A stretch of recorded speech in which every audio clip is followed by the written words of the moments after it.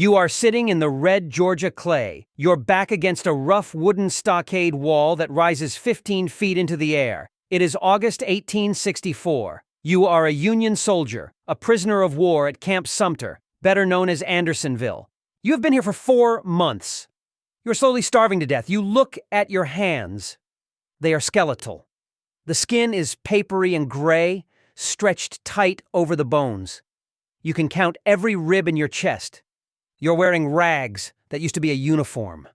They hang off your emaciated frame, stiff with dirt and vermin. The heat is relentless.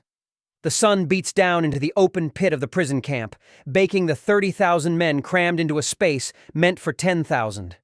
There is no shade. There are no barracks. You sleep in a hole you dug in the ground with your bare hands, covered by a tattered blanket held up by sticks. The air is thick with the smell of open latrines, sickness, and unburied dead. A sluggish, muddy creek runs through the center of the camp. It is your toilet, your bath, and your drinking water. You watch a man nearby crawl to the creek edge, cup his hands, and drink the foul brown slime. You know it will give him dysentery. You know it will kill him. But the thirst is a madness that overrides reason. Your stomach is a constant, gnawing void.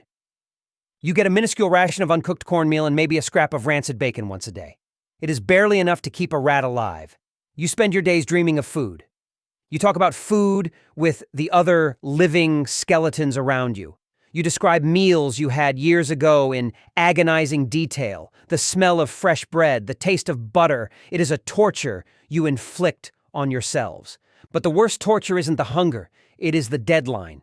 About 20 feet inside the main stockade wall, there is a small, flimsy wooden railing just knee-high. It looks insignificant, a child could step over it, but it is the border between life and death. If you touch that rail, if you even look like you might step over it, the Confederate guards in the towers above will shoot you dead without warning. You sit there, weak and dizzy, staring at that little wooden fence. It is just a few yards away.